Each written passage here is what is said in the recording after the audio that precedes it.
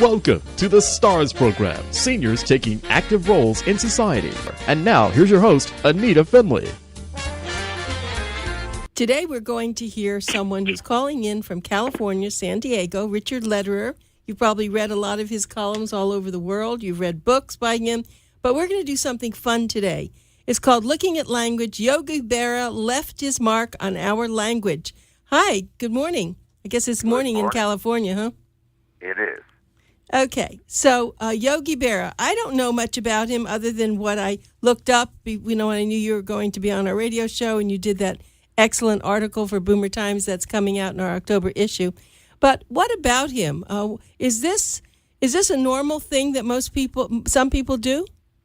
Well, he was really abnormal in a good sense, a really beautiful life, Yogi Berra, and he passed away a few weeks ago.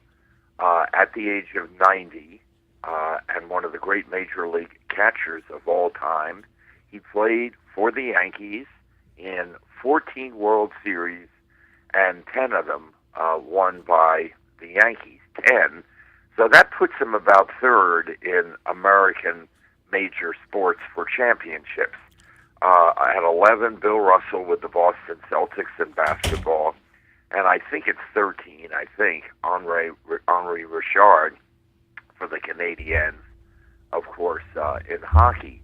One of the iconic images, Anita, is that he was the one who caught Don Larsen's perfect World Series game, the only one that has been, and that means 27 batters and no walks and no errors, just 27 up and down, and he ran forward and jumped into Don Larsen's arms, and he uttered a Berraism, and the Berraism is, it's never happened in World Series competition, and it still hasn't. Well, of course it had. So what we have here is the kind of bubble-off plum kind of statement, a kind of Zen illumination that he had. They're called Yogiisms or Berraisms, and I think you said that folks would be reading it in your wonderful magazine, yes. Senior Life and Boomer Times. But Yogi, who was like 5'8" or 5'9", and just every year he'd put up a kind of high 200s batting average and just the same numbers for year after year. He was an all-star many, many years, about 14. But he transcended baseball, Anita, because he created mind-boggling flights of linguistic non-sequiturs and intuitive wisdoms, and Yogiisms have become part of our language. Let me ask you a question, Richard. Tell me how he got the name Yogi. Is that a real name or is that his nickname? It's a nickname. His real name was Lawrence Peter Berra. And I think he got it because a yogi is kind of, a Middle Eastern guru, and that's how he got it. It's just sort of a quiet spirituality, and that's how he got Yogi. And that is how, Yogi Bear got his name. See, Yogi Berra. So Yogi Bear, that name comes from Yogi Berra. And as his fellow catcher, Joe Garagiola, sagely observed, Yogi Berra says things funny. He says things that are a split second off the hinges. And I have come, of course, with my favorite examples. They are so funny. Yes, I would like to hear them. I read what will be in the article. It was hysterical. And it was like, you're right. It's almost right, but it's wrong. Yes, although it's almost wrong, but it's right. Okay, I see that. So, and some of these, of course, you didn't. I'd say the average reader would not know they're Yogiisms, but here are some of, I think, and these are the most favorites, and these are some of the most famous. It ain't over till it's over. Well, now that we hear, it's funny. I've used that myself. Darn right, and I'll bet you might have said it's like deja vu all over again. Yes, I have. And that's what happened when the M boys, Mantle and Maris, hit back-to-back home runs, and then when the second one, Maris, did it. He said it's like deja vu all over again because they both hit homers. You can observe a lot by watching. Here's one that isn't in the bullet points I sent you because I had room for only 10, but at any rate, if you don't go to other people's funerals, they won't go to yours. I mean, they are. It is so. It's something you would say, but when you really think about it, you say, "Oh, that's so stupid." If you come to a fork in the road, take it, which George Walker Bush repeated at some point comically. No wonder nobody comes there anymore. It's too crowded. So nobody comes there. But wait a minute, it's crowded, so they do come there. Right. A nickel ain't worth a dime anymore. Half the lies they tell me ain't true. Of course, all the lies they tell me ain't true. He was not great in math. 90% of this game, meaning baseball, is mental. The other half is physical. Now, wait a minute. Now, how did you come across these? I mean, all these yogiisms, were they recorded places? Who did he say them to? How did this all happen? Well, there are two ways. One is I just sort of looked them up and read, and these were in my book 1987, Anguished English, my biggest seller.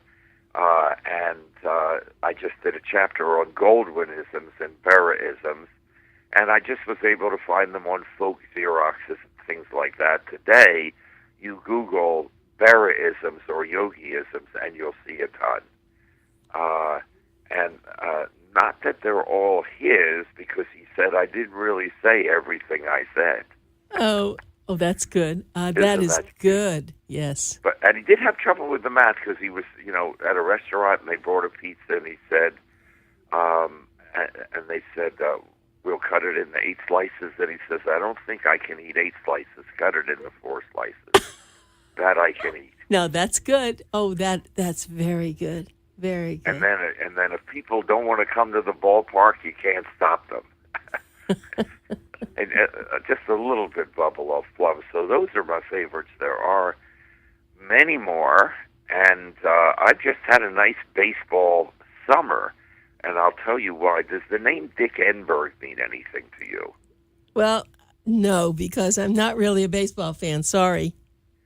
No, I can tell you're not into the sports that much, but that's okay. We men, even we're evolutionarily pointed that way, and we have to talk about sports, and of course that's what you wanted me to do here. So. Oh, I do, but wait, I have to say this to you. I thought the same as you, but lately I have met more women who are gung-ho. They go down to football games. They fly all over the country. So that used to be true, but I don't think it's true today. I agree. We are seeing more and more women, and you look in the crowds, and many, many women with the sports uniforms on. And, of course, particularly women's soccer and, as we know, golf and tennis, and all of those sports, basketball with the WNBA. And I believe, in fact, I'm quite sure, that the women's final in tennis at the U.S. Open in New York was sold out before the men's because of the prospect of Serena Williams winning the Slam. As we know, she didn't quite get there, and 2 Italian women played, but that was just booked way ahead of time. Now, Richard, there are women's softball teams. Very much so. Okay, so let's continue, though, with that. Who is that man that you asked if I knew who that was? Yeah, well, Dick Enberg is the most decorated sportscaster in our American history. He's known for Oh My, for example. And I think if you saw him on TV, you'd say, yes, that's Dick Enberg. He's 80. And he happens to be a fan of mine. He's in the Hall of Fame. Only Kurt Gowdy and Dick Enberg are in the Hall of Broadcasting Fame for 3 sports. He happens to be a fan of my column. I'm in the Metropolitan newspaper here in San Diego. So again, as we've talked about before, it's this wonderful symbiosis wherein being in gets me a lot of reader interest. It's called Lederer on Language, and in the San Diego Union Tribune, and I get a lot of appearances. And so it's just a nice life. I've got 3 coming up the rest of this week, more than 100 a year locally.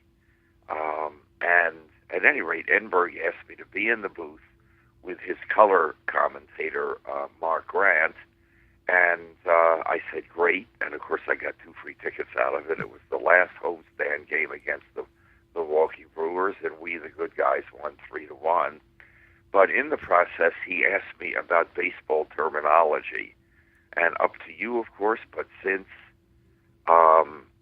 we talked about Yogi Berra, and Florida, of course, is a huge place for baseball, both the pro team and of course, the spring training. I have brought along about 7 or 8 terms that people don't know the origin of for the most part, and I've traced them. And I'm happy to share them if you'd like that. Absolutely. Go for it. Well, we'll go alphabetically. So if you've ever wondered why those seats way away and they're not covered and they're the cheapest and they're backless are called bleachers, it's because the sun bleaches the fan sitting there because there's no overhang and there's no back and they're very cheap. So the literal meaning of bleachers is that it bleaches you, but that's been forgotten, and as a result, you can have bleachers indoor bleachers. There's no sun, you're not getting bleached, but we still call them bleachers because we forgot that you get bleached. A blooper single, also known as a Texas leaguer, is a ball that is lightly looped just over the outfield and drops in. And it's called a blooper because that's the sound that the ball makes when the bat hits it a little bit akimbo, a little bit cattywampus. Now, because the outfielders are made to look silly, stumbling around, trying to get the ball, that meaning has carried over to verbal bloopers. And as you know, I have 5 books of bloopers in my Anguished English series. For example, Columbus discovered America while cursing about the Atlantic on the Nina, the Pinta Colada, and the Santa Fe. Or Abraham Lincoln wrote the Gettysburg Address while traveling from Washington to Gettysburg on the back of an envelope. Misplaced modifier, so they're called bloopers. You don't run a Bush League operation, Anita Finley. Why do we call it Bush League? Those are the lower levels of the minor leagues where games are often played on uncleared fields where bushes are growing. So those are the Bush Leagues. Wait. So they're called Bush Leagues or Leagues? No, Bush League. A Bush League. Bush League operation is just not very classy. I see. And it's because those games are played on fields that have not had the maintenance. So the bushes grow there. Well, when you explain these, they're so true, but we don't really know where the words come from. That's what's made you so famous, because you do understand all this and you research it if you don't know. It's called life, Anita, and that is, it's a constant adventure of learning, and I am learning dressed up to have fun, and my mission in life is to bring this stuff to the public in an accessible way and in an accurate way. You do a good job at that? So just a few others. A can of corn. You probably haven't heard that, but a can of corn is a lazy fly ball that just drops into the glove. And it comes from the grocery store where grocers of bygone days would use a long pole or mechanical grabber, by the way, invented by Ben Franklin, the grabber, to pluck a can off of a high pile or off of a high shelf, and then the can would fall down and it would fall into their apron, which they'd have outstretched. So that's what catching an easy, lazy fly ball means, and that is it's a can of corn, a little bit specialized. I love that. I really love that because lovely. I do love a can of corn. But the way that you just described it, you're very good. You're very clear. You're very articulate. because I could picture everything you said. To see this can just drop into that open apron. And Anita, just like your radio show, it takes a heck of a lot of time to make it look like, oh, it's so clear and so easy. I have just two more for you. In the catbird seat, a position of advantage. That is popularized by legendary Brooklyn Dodgers announcer Red Barber. Sitting in the catbird seat, a position of advantage, for example, a batter having a 3-0 count, meaning one more pitch and it's a walk, so the pitcher has to pitch more carefully. And we're not sure where he got it. I've talked to some ornithologists, and some of them say that the catbird is actually hidden back in the tree branches. Others say that it's right up on top and gets a good view. But even if that's true, why should it be the catbird and not any other bird? We just don't know why Red Barber said that, and I don't, because I am not a bird watcher. I am a word watcher. A word watcher. Yes. That's a pure spoonerism. And finally, what does southpaw mean to you? When I say somebody's a southpaw, he's left-handed, right? He's left-handed. Why a southpaw? Well, it's a slang term for a left-handed person, and here's why. It's in baseball. Most of the early baseball diamonds were laid out with the pitcher's mound to the east of home plate. And so with the westward orientation of home plate, the batter wouldn't have the afternoon sun in his eyes. That is, as a result, a right-handed pitcher, as that person wound up, he faced north, and left-handed pitchers face south.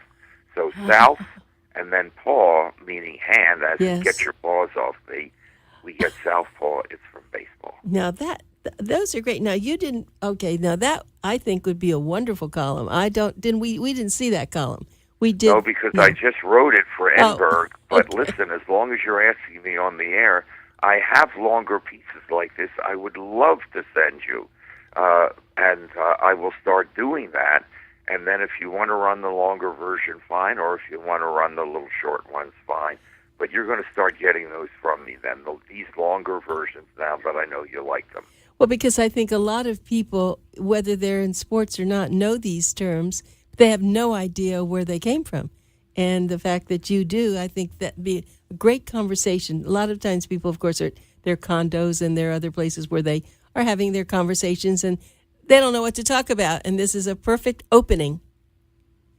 I'm with you. Do you know what a southpaw is and where it came from? Aha. Yeah. I know now. Well, I know now because I'm getting boomer times in senior life, and boy, there's all sorts of stuff in there. For example, Anita will see, but I just want you to know that in November, on November 26th, we will celebrate the sesquicentennial, meaning 150 years of the publication of Alice's Adventures in Wonderland.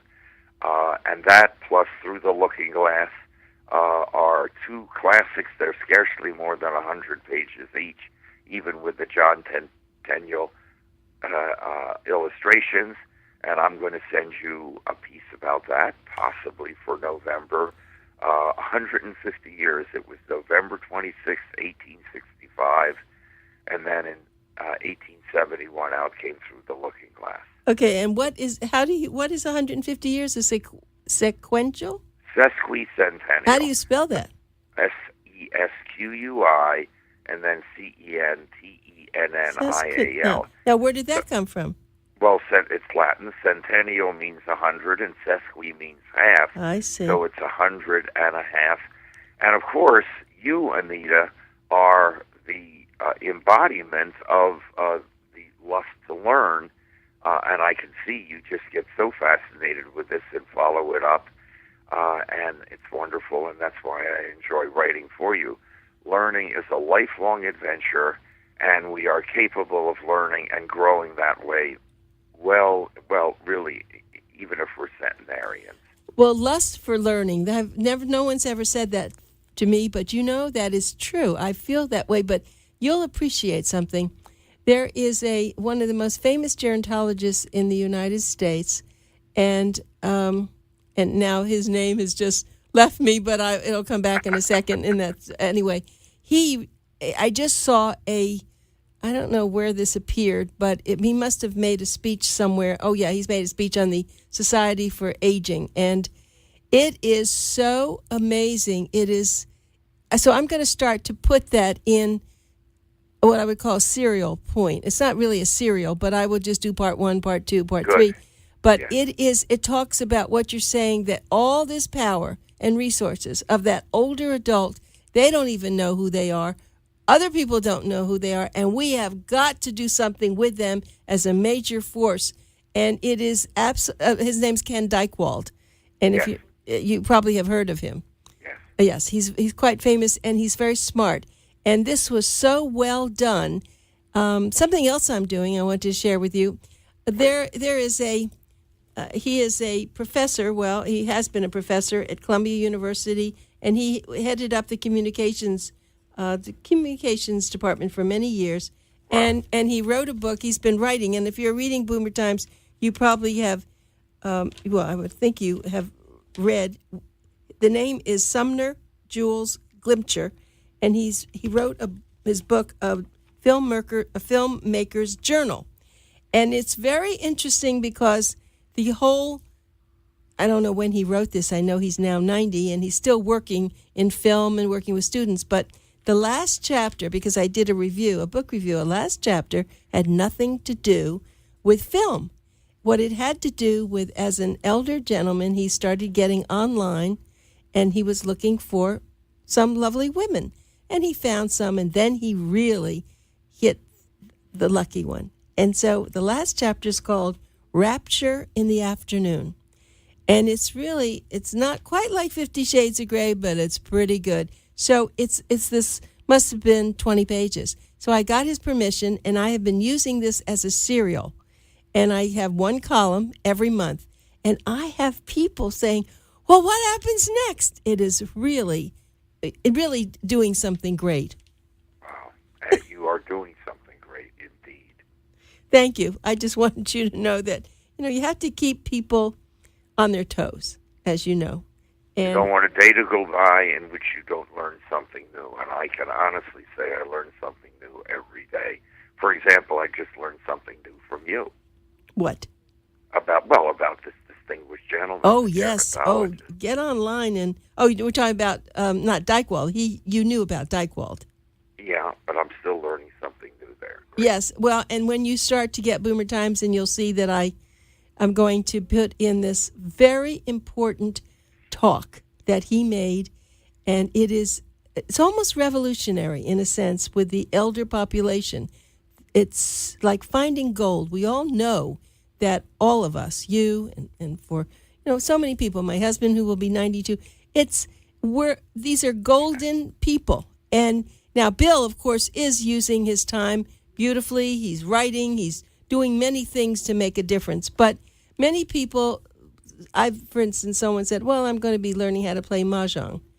And I guess for me, and I shouldn't say this on the air, it's for me, at first I thought, well, what a waste of time. You could do so many other things. But then I got to thinking about it. Well, if that's what that person wants to do and that's making them happy, that's okay.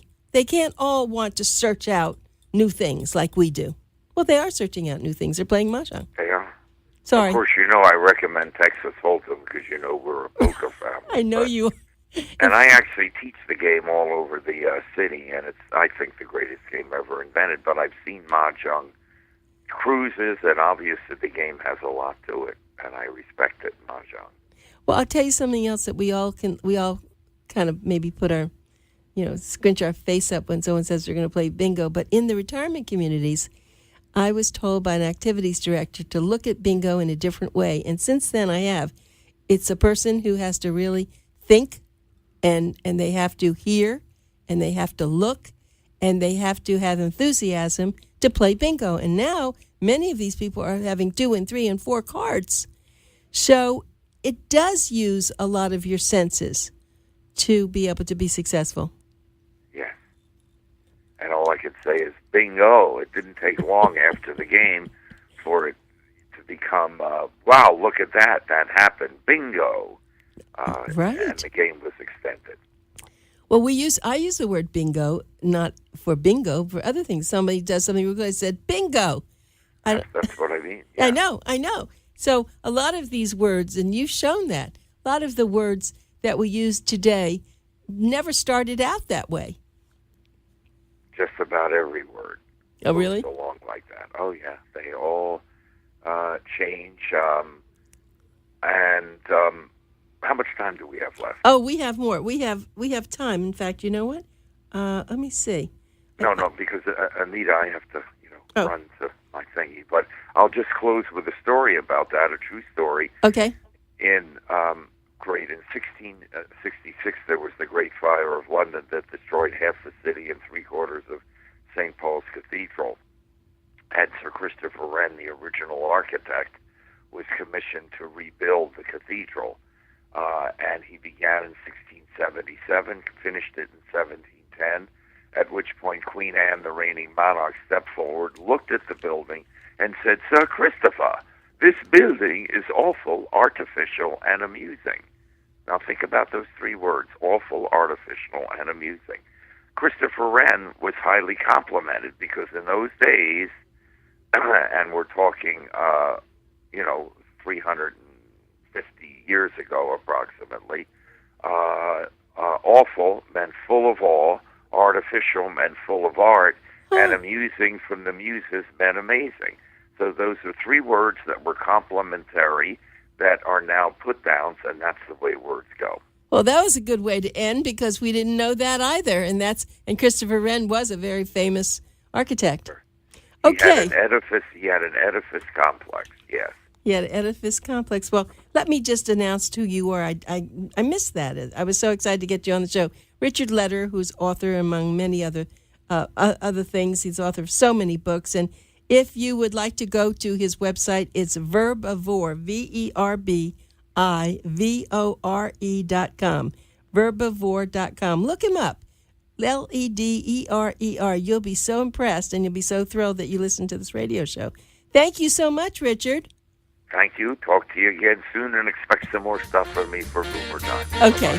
Thank you. Bye.